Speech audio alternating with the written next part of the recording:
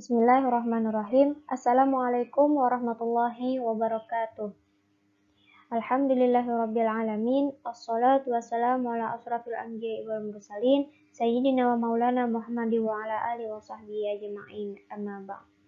Pertama-tama marilah kita panjatkan puji dan syukur kehadirat Allah Subhanahu wa taala, karena atas limpahan rahmat dan hidayahnya lah kita dapat berkumpul bersama-sama melakukan diskusi pada kesempatan kali ini.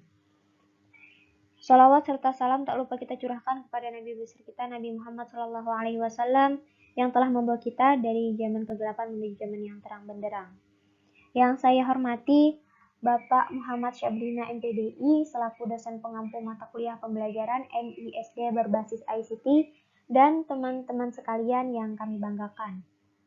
Sebelum kami memulai presentasi pada kesempatan kali ini, izinkan kami memperkenalkan diri. Kami dari kelompok 6 yang terdiri dari 3 anggota, yaitu ada Anissa, Devi Safitri, dan saya sendiri, Nurliana. Presentasi pada kesempatan kali ini, kami akan membawakan judul multimedia dalam pembelajaran, yang di dalamnya akan membahas tentang pengertian dari multimedia pembelajaran, tentang sejarah perkembangan multimedia, konsep yang ada di dalam multimedia, prinsip multimedia pembelajaran, dan kekurangan serta kelebihan multimedia dalam pembelajaran.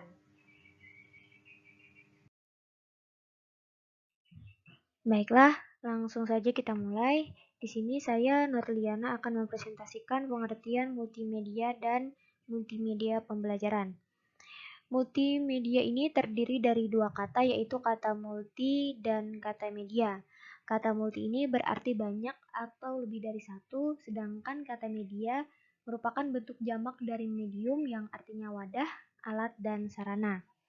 Kemudian dari 2 kata tersebut dapat disimpulkan bahwa kata multimedia itu dapat diartikan sebagai gabungan dari beberapa alat atau media yang saling berintegrasi. Berbicara tentang media, adapun pendapat dari Heinrich dan kawan-kawan mengartikan media sebagai the term to anything that carries information between a source and a receiver, yang berarti segala sesuatu yang digunakan untuk membawa informasi dari sumber kepada penerima. Nah, kemudian secara istilah, multimedia ini adalah suatu pengembangan, penggabungan, serta penyajian dari gabungan antara teks, grafis, animasi, suara, maupun video yang ditampilkan dengan komputer. Biasanya itu kalau di kelas menggunakan LCD proyektor. Kemudian ada pendapat dari Kustandi dan Sucipto. Multimedia merupakan gabungan dari beberapa aspek media seperti media visual, audio, ataupun audiovisual. Kemudian, pengertian pembelajaran. Pembelajaran adalah suatu proses transfer ilmu ataupun pengetahuan oleh pendidik kepada peserta didik dalam lingkungan belajar dengan menggunakan sumber-sumber belajar. Dan dari pengertian multimedia pembelajaran tadi, dapat disimpulkan bahwa multimedia pembelajaran adalah penggabungan berbagai macam grafik, teks, suara, video, dan animasi yang diintegrasikan menjadi satu kesatuan yang digunakan sebagai sarana penyampaian ilmu dalam proses pembelajaran untuk mencapai tujuan pembelajaran yang telah ditentukan. Ya, untuk pembahasan selanjutnya saya persilakan kepada rekan saya, Devi Sawitri. Silakan. Baik, saya akan melanjutkan pembahasan tentang sejarah perkembangan multimedia pembelajaran. Pada proses belajar mengajar, seringkali dihadapkan pada materi abstrak dan di luar pengalaman peserta didik sehari-hari, sehingga materi tersebut menjadi sulit bagi guru untuk menjelaskan, dan secara otomatis akan sulit juga untuk dipahami oleh siswa. Visualisasi adalah salah satu cara yang dapat dilakukan untuk menjelaskan sesuatu yang abstrak. Sejarah mengenai hadirnya multimedia pembelajaran ialah merupakan perkembangan atau inovasi dari media-media sebelumnya dan merupakan gabungan dari media-media yang ada sebelumnya.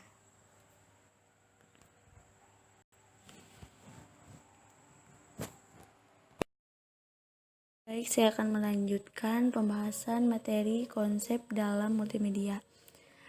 Pembelajaran ada baiknya kita pahami terlebih dahulu pengertian multimedia dan pembelajaran. Multimedia adalah media yang menggabungkan dua unsur atau lebih media yang terdiri dari teks, grafik, gambar, foto, audio, video, dan animasi secara terintegrasi. Multimedia terbagi menjadi dua kategori, yaitu multimedia linier, multimedia interaktif. Multimedia linier adalah suatu multimedia yang tidak dilengkapi dengan alat protokol apapun yang dapat dioperasikan oleh pengguna. Multimedia ini berjalan sekuensial atau berurutan. Contohnya, TV dan film. Multimedia interaktif adalah suatu media yang dilengkapi dengan alat pengontrol yang dapat dioperasikan oleh pengguna, sehingga pengguna dapat memilih apa yang dikehendaki untuk diproses selanjutnya. Contoh multimedia interaktif adalah seperti multimedia pembelajaran interaktif dan aplikasi game. Sedangkan pembelajaran diartikan sebagai proses penciptaan lingkungan yang memungkinkan terjadinya proses pembelajaran. Jadi, dalam pembelajaran, yang utama adalah bagaimana siswa belajar. Belajar dalam pengertian aktivitas mental, siswa dalam berinteraksi dengan lingkungan yang menghasilkan perubahan perilaku yang bersifat relatif konstan. Dengan demikian, aspek yang menjadi penting dalam aktivitas belajar adalah lingkungan. Bagaimana lingkungan ini diciptakan dengan menata unsur-unsur sehingga dapat mengubah perilaku siswa.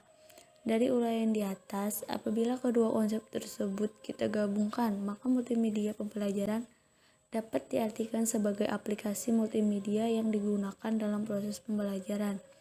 Dengan kata lain, untuk menyalurkan pesan, pengetahuan, keterampilan, dan sikap, serta dapat merangsang pikiran, perasaan, perhatian, dan kemauan yang belajar, sehingga secara sengaja proses belajar terjadi, bertujuan, dan terkendali.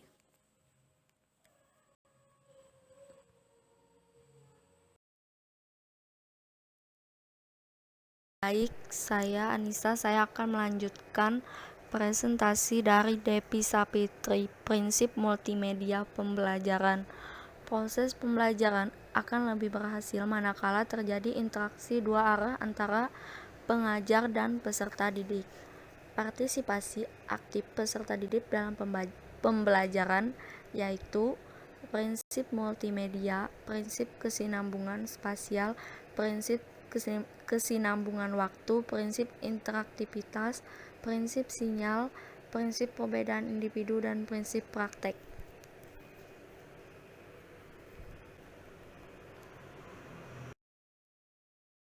Kekurangan dan kelebihan multimedia pembelajaran. Meskipun dalam penggunaannya, jenis-jenis teknologi dan media sangat dibutuhkan guru dan siswa dalam membantu kegiatan pembelajaran. Namun secara umum terdapat beberapa kelebihan dan kelemahan dalam penggunaannya. Ada beberapa kelemahan sehubungan dengan gerakan pengajaran visual, antara lain terlalu menekankan bahan-bahan visualnya sendiri dengan tidak menghiraukan kegiatan-kegiatan lain yang berhubungan dengan desain, pengembangan, produksi, evaluasi, dan pengelolaan bahan-bahan visual. Selanjutnya saya lanjutkan kepada Norliana.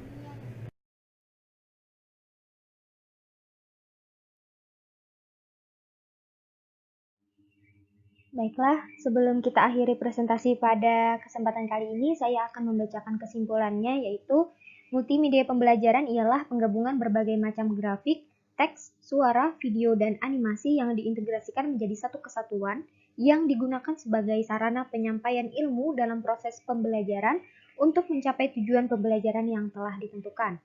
Untuk sejarah mengenai hadirnya multimedia pembelajaran, merupakan perkembangan atau inovasi dari media-media sebelumnya, dan merupakan gabungan dari media-media yang ada. Untuk konsep multimedia terbagi menjadi dua, yaitu linier dan interaktif. Kemudian, beberapa prinsip yang harus diperhatikan dalam pengembangan media pembelajaran meliputi prinsip kesiapan dan motivasi, penggunaan alat pemusat perhatian, pengulangan, partisipasi aktif, peserta didik, dan umpan balik. Kita lanjutkan untuk kelebihan atau kegunaan media pembelajaran, yaitu memperjelas penyajian pesan agar tidak terlalu bersifat verbal, mengatasi perbatasan ruang, waktu, dan daya indera. Dengan menggunakan media pendidikan secara tepat dan bervariasi, sifat pasif anak didik dapat diatasi.